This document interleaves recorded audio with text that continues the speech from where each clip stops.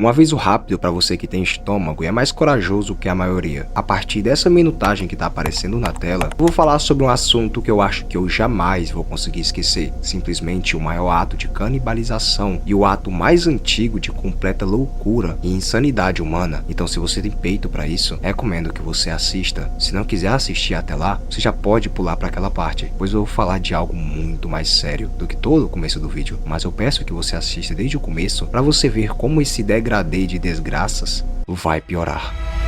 Os humanos são, sem exagero, os bichos mais esquisitos do planeta. Tipo, realmente são fora da curva. Se você parar pra olhar ao redor, dá pra ver sinais disso em praticamente tudo. Não é surpresa que, com o tempo, arqueólogos e paleontólogos tenham achado coisas tão estranhas que só dá pra descrever como bizarras ou até assustadoras. Mas nem tudo tá no mesmo nível. Algumas descobertas foram tão impactantes que deixaram até os próprios cientistas meio perturbados, confusos ou simplesmente boquiabertos. Uma das descobertas mais bizarras e que causou espanto real nos cientistas foi no cemitério em Acrópole, Itália, com mais de 200 corpos de 1500 anos atrás. Só que o destaque não foi a quantidade, e sim um cara em específico, o TUS 380. Esse homem entre 40 e 50 anos, na época da morte, teve um antebraço amputado, provavelmente sem anestesia, antibiótico ou qualquer conforto. Mas o que chocou mesmo foi o que veio depois. No lugar do braço, ele tinha uma faca de ferro embutida, tipo um braço lâmina, apontado para frente, um verdadeiro ciborgue medieval. O detalhe mais doido, pessoal, ele usou essa lâmina por muitos anos. Os ossos do ombro estavam deformados, indicando o uso intenso e constante do braço metálico. Os dentes estavam moídos até a polpa, de tanto ele segurar tiro de couro da prótese com a boca para ajustar o encaixe. E para piorar,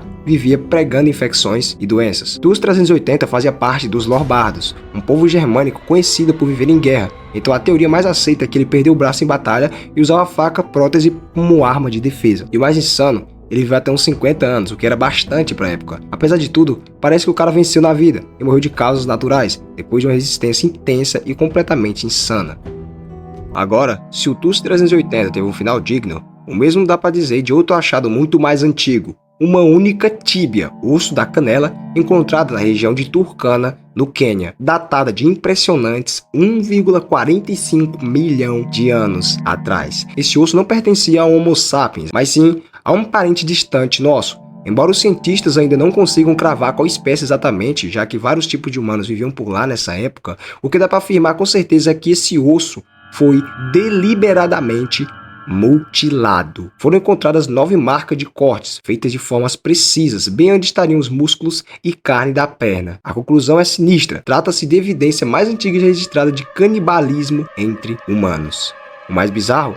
A gente não sabe quem foi a vítima, nem o autor. Várias espécies de hominídeos coexistiam na região. Pelo visto, a convivência podia acabar em jantar, literalmente. E com os recursos escassos por conta das secas frequentes, talvez comer um primo no almoço não fosse uma má ideia naquela época. Agora, se vocês acham isso estranho, a Rising Star Cave, na África do Sul, é nível hard. Essa caverna só foi mapeada nos anos 80, mas ninguém conseguiu explorar direito porque era uma armadilha natural. Só que em 2013, pessoal, um grupo de antropólogos achou lá dentro a câmara de Dinaled, com mais de 1.500 ossos de 15 indivíduos de idades variadas. O mais louco, pessoal, para chegar nessa câmara você precisa rastejar por túneis minúsculos, escalar encostas perigosas e descer por um buraco de 12 metros. Nem com equipamento moderno é fácil. A teoria inicial era que a água arrastou os corpos até lá, mas não, nunca houve alagamento. E os ossos não têm marcas de ataque de predadores nem de queda. Tudo indica que alguém colocou aqueles corpos ali com cuidado e repetidamente ao longo do tempo. E quem era esse alguém? Uma nova espécie, os Homo naledi. Eles eram baixinhos,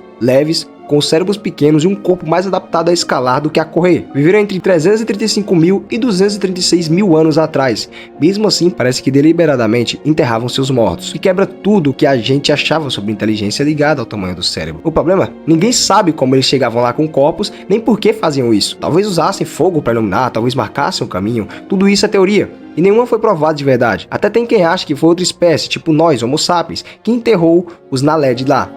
No alto das montanhas do Himalaia, na Índia, existe um lago glacial chamado Rup Kund, mas por lá, ele é mais conhecido como Lago dos Esqueletos. E não é à toa, ao redor dessa poça congelada foram encontrados restos de mais de 800 pessoas, corpos espalhados, não enterrados, como se uma tragédia em massa tivesse rolado ali. Quando os britânicos descobriram o lugar nos anos 40, pensaram que era um sinal de invasão japonesa, mas logo perceberam que os ossos eram muito mais antigos. E juntos deles, tinham coisas como artefatos de madeira, lanças de ferro, sandálias de couro, ouro e anéis, ou seja, nada a ver com guerra moderna. A primeira teoria surgiu porque muitos dos esqueletos tinham traumas circulares no crânio e ombros, compatíveis com algum tipo de pedra ou granizo gigante caindo do céu. Uma lenda local que até falava de um rei e sua comitiva que foram mortos por uma tempestade de gelo. Coincidência? Talvez não. Por um tempo todo mundo aceitou essa explicação, só que vieram testes genéticos e bagunçaram tudo. Descobriu-se que os mortos vinham de pelo menos 3 grupos diferentes, separados por tempo e origem. Um grupo era de sul-asiáticos, outro de sudeste asiático e, o mais doido, um grupo era da Grécia continental e Creta. E morreu ali há uns 200 anos apenas, ou seja, muito mais recente do que os outros. Então, pessoal, é praticamente impossível que 3 tempestades mortais de granizo tenham matado 3 grupos distintos nesse mesmo ponto remoto. E o mais bizarro,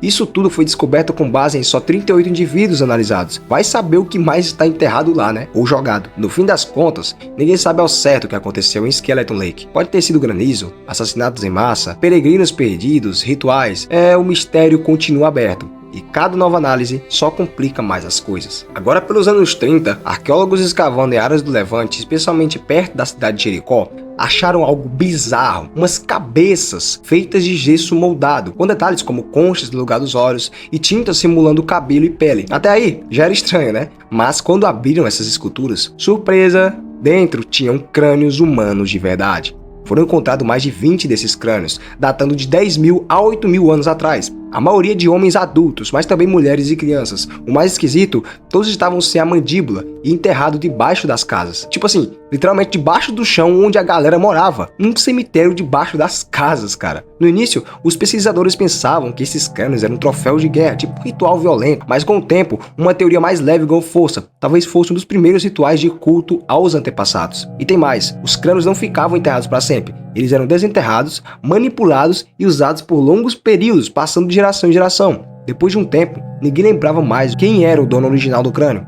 Ele virava só um ancestral. O costume durou cerca de 2.000 anos, até que sumiu de vez, mas deixou uma marca curiosa na cultura local.